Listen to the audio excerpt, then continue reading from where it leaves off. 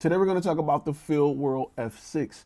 It's a 5.5 inch budget-friendly touchscreen monitor that allows you to use LUTs. So I'm going to give you 5 reasons why I like it. Stay tuned.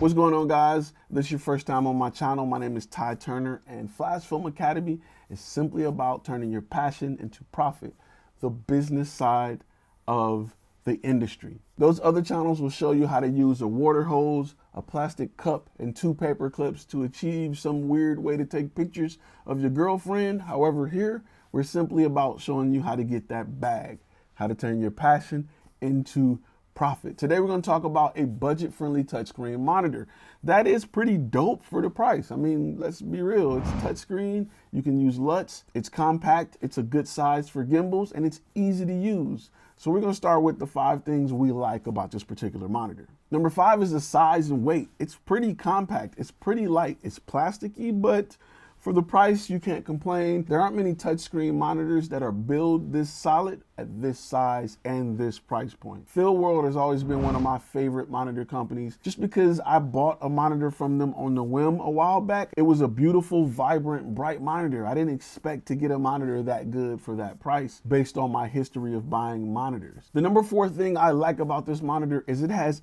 dual battery support. Now, not 2 batteries at the same time, but it's one of the first monitors I've seen that accepted 2 different batteries, especially without using 2 different plates. It accepts the LPE6 batteries and the Sony F-Series batteries, which is crazy because I have both. And anybody who maybe use a Blackmagic Pocket Cinema camera or any Canon will have a bunch of these laying around. The third thing that I like is the fact that it's touchscreen. That helps a lot. You can go through menus faster, you can get what you want faster, and it's just a breath of fresh air to use a touchscreen monitor to go through menus instead of using a scroll wheel and function 1 and up, and I ain't got time for that, bro.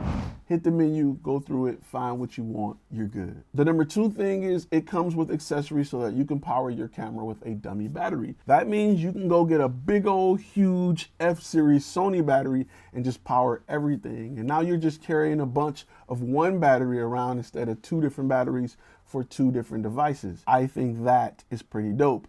I wouldn't suggest it with an LPE6 because those batteries aren't the biggest or best in the world. You know, they just don't offer the capacity that an F-Series battery do. You can go get a huge F-Series battery, knockoff brand by no name, and spend 20 bucks and last probably half the day. The number 1 thing I like about this monitor is for the price point, you can add LUTs. That's pretty dope. You can add multiple LUTs. You can shift through the LUTs and see how they look on your footage. And it's something that you're starting to see a little bit on lower end monitors, but this used to be a really high end monitor exclusive for a long time. So it's nice to see that something like that finally trickled its way down to the cheaper monitors. The thing that I don't like about this particular monitor is the nit value. It's not super bright. Perfect for indoor use. Let me say it again. Perfect for indoor use. It comes with a sunscreen or sun hood so you can use it outdoors. But once you get used to using something that's over 1500 nits, it's hard going back. The glass is a little bit reflective, so that hurts it even more in the sunlight. But for gimbal use or as the first monitor you purchase, I think that it still have value for the price point. You're paying about $140, $150 for a monitor that's, that offers this type of quality. Other notable features is that it comes with a swivel arm. The screen resolution is 1080p, so you are getting quality. It accepts a 4K signal, so it'll downsample that to 1080p and still provide you with just great image quality. I like that with the swing arm, you got a shoe mount on the side so you can put like a microphone or something. It's pretty dope setup for the price. And I think that it makes, the perfect starter monitor for anybody that's looking to get into the industry and want quality. I mean, I remember where most monitors were like 480 by 680 or by like 800.